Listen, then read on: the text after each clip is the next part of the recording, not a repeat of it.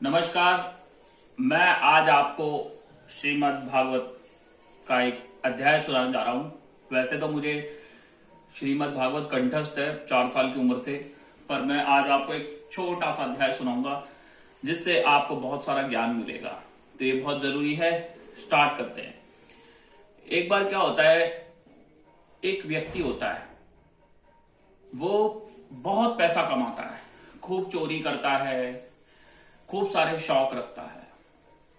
ये real story है। तो चोरी करना, पाप करना, लोगों को मारना, लूटना, धोखा करना और खूब पैसा इकट्ठा करना। अब वो बहुत खुश रहता है, बहुत तरक्की करता है, बहुत आगे बढ़ता है, उससे लोग रेस्पेक्ट करते हैं उसका, क्योंकि पैसा बहुत है उसके पास और उसकी तरक्की दिन पर दिन बढ़ती जाती है। जितनी ज्यादा चोरी चकारी करता है, जितना ज्यादा लोगों को बुद्धू बनाता है, उतना ही पैसा उसके पास आता जाता है, सम्मान बढ़ता जाता है। अब आप सोचेंगे ऐसा क्यों कि गलत कर्म करने वाला व्यक्ति इतना आगे बढ़ रहा है, इतना सम्मान मिल रहा है? उसका कारण है। तो ये भागवत गीता में समझाया गया है। इसका कारण ये है कि उसके पिछले जन्मों के जो कर्म हैं वो बहुत ही श्रेष्ठ कर्म है। उस बहुत दान पुण्य किया करता था, लोगों की मदद किया करता था और प्रभु का बहुत बड़ा भक्त था। भगवान कृष्ण का बहुत बड़ा भक्त था वो। तो इस जन्म में अभी उसके पिछले जन्मों के जो अच्छाइयां थी वो उसको मिल रही थी। इसमें ऐसा होता है कि जो व्यक्ति बुरे कर्म करता है फिर भी वो बहुत आगे बढ़ता है, तरक्की करता है, तो उसका कारण है। प्रभु बोलता है कि मुझे इसके सारे अच्छे कर्म खत्म करने हैं, फिर उसको लॉन्ग टर्म दुख मिलता है। और कोई अच्छा व्यक्ति है तो प्रभु उसको बहुत दुख कष्ट प्रोवाइड करते हैं, क्योंकि वो पिछले जन्मों के भी कर्म थे कुछ बुरे। तो पहले वो दुखों से गुजरेगा, फिर लॉन्ग टर्म हैप्पीनेस, खुशियां उसे मिलेगी। तो ऐसे ही उसके साथ था। तो अब उसके कर्म एक पीक आया, जैसे कहते हैं पाप का गड़ा बढ़ता है, तो उसका भी कर्म खत्म हुआ। अब क्या हुआ, जैसे उसके कर्म खत्म हुए, उसकी उम्र काफी बढ़ चुकी थी। उम्र बढ़ गई तो अब जो उसका धन था, कुछ राजा ने टैक्स लगा दिया उस पे, तो राजा ने ले लिया। कुछ चोर डकैतों ने उसकी चोरी कर ली।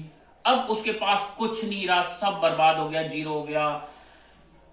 अब उसका क्या हुआ, क्योंकि वो भगवान विष्णु कृष्ण का भक्त था, तो इस वजह से अब उसको स्मृति हुई कि जिस धन के पीछे वो जीवन भर भागता रहा, आगे बढ़ता रहा, चोरी की, लोगों को धोखा दिया, लूट की, खसोट की, कोई अच्छा कर्म नहीं किया, किसी को खाना नहीं खिलाया, किसी को पानी नहीं पिलाया, किसी को सम्मान नहीं दिया, बस जिंदगी भर लोगों को परेशान किया, दुख दिया। आज वही धन उसके पास नहीं बचा, सब लूट गया, सब चला गया। कुछ टैक्स में चला गया, कुछ चोरों ने चोरी कर ली, कुछ उसको भी धोखे मिल गए। क्यों हुआ उसके साथ ऐसा? क्योंकि अब उसके जो श्रेष्ठ कर्म थे पूर्ण जन्म के, वो खत्म हो गए। अब उसके बुरे कर्मों का हिसाब शुरू होगा। इसका एग्जाम्पल आप ऐसे भी समझ सकते हैं, जैसे आसाराम बापू पहले बहुत हिट थे, बहुत मौज की, दुनिया में आनंद किया, राजाओं वाली जिंदगी जी, उसके बाद अब लॉन्ग टर्म दुख आ गया। एक रॉकी राम रहीम, वो भी पहले बहुत मौज किए, एंजॉय किए, अब वो लॉन्ग टर्म दुख में चले गए। क्योंकि प्रभु दुष्टों को बहुत तरक्की देता है, क्योंकि वो उनके कर्म खत्म करता है, और जो अच्छे इंसान हैं उनको कष्ट देगा ताकि उनके बुरे कर्म खत्म हो, फिर लॉन्ग टर्म हैप्पीनेस मिले।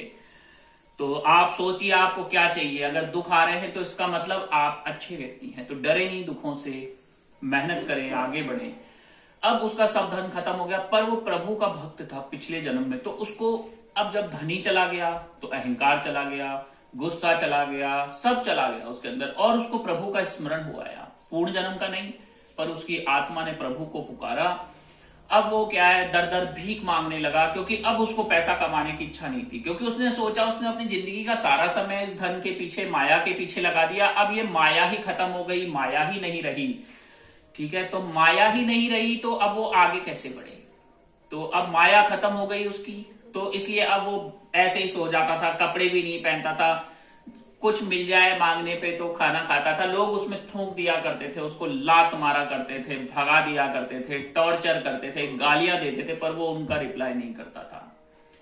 ऐसे कुछ समय बीता, तब प्रभु की उस पर कृपा हुई, और प्रभु कृपा हुई तो प्रभु ने उसे दर्शन दिए और बोले कि तेरे ऊपर इतनी विपत्ति आई, इतना सब कुछ हुआ, उस समय भी तू टूटा नहीं, तूने बुरे कर्मों का सहारा नहीं लिया और सिर्फ मेरा ही जप किया। तब प्रभु ने उस पे कृपा की और उसे वापस धनवान बनाया। ठीक है, तो ये सारी चीजें ये बताती हैं कि आपको किसी के साथ गलत नहीं करना है, किसी का बुरा नहीं करना है, किसी को दुख नहीं देना है। ये सब आपके कर्मों का खेल है और आप सबके लिए अच्छा करें। और ऐसा ना सोचे कि किसी बुरे व्यक्ति के साथ अच्छा हो रहा है तो इसका मतलब समझ लें अब उसके कर्म खत्म होने वाले हैं। और किसी ने बहुत कष्ट पाया है, अब उसको सुख मिला है, तो वो लॉन्ग टर्म चलेगा। तो ये प्रभु की माया है, इसको समझें। कुछ लोग कहते हैं कि हमें ये मिला, धन दौलत ये सब मिला, तो ये प्रभु की कृपा नहीं है, माया की कृपा है। प्रभु तो अपने भक्तों को सब कुछ देते हैं। तो लास्ट में धन्यवाद। वीडियो अच्छा लगा लाइक करें, चैनल पे नए सब्सक्राइब करें। तो मैं भागवत के ऐसे ही पाठ आपको और सुनाऊंगा जिससे आपको ज्ञान मिले और ये समझ में आया कि जीवन में धोखाधड़ी, मार काट, मोह माया ये इतनी नहीं रखनी चाहिए। पैसा कमाना चाहिए और जितना आप कमाते हैं उसका आप चैरिटी भी करें, लोगों की मदद करें, पक्षियों को दाना दें, पानी पिलाएं, जानवरों को खाना खिलाएं और किसी का बुरा नहीं करें। लास्ट में धन्यवाद, नमस्कार।